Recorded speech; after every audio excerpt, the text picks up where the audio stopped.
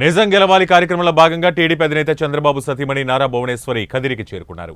ఈ సందర్భంగా ఆమెకు స్థానికులు, టీడీపీ అభ్యర్థి కందికుంట వెంకటప్రసాద్ కార్యకర్తలు ఘన స్వాగతం పలికారు. రాజీవ్ గాంధీ నగర్కు చెందిన టీడీపీ కార్యకర్త ముదిగాళ్ల ప్రకాష్ ఇటీవల చంద్రబాబు అక్రమ అరెస్టును తట్టుకోలేక గుండెపోటుతో మృతి చెందారు. ముదిగాళ్ల ప్రకాష్ మృతి పట్ల ఆమె తీవ్ర సంతాపాన్ని తెలిపారు.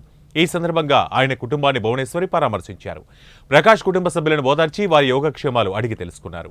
ఈ సందర్భంగా భువనేశ్వరి స్వర్గీయ ముదిగాళ్ల ప్రకాష్ కుటుంబ సభ్యులకు ఆర్థిక సహాయాన్ని అందజేశారు. అనంతరం పక్కనే ఉన్న బాలికల హాస్టల్లోకి వెళ్లి విద్యార్థులను పలకరించారు. మా కుటుంబానికి గౌరవం, మీరు మాకు రక్షణ. ఇప్పుడు మీరందరూ నాతో ఉన్నారు కదా, ఉన్నంత బలం.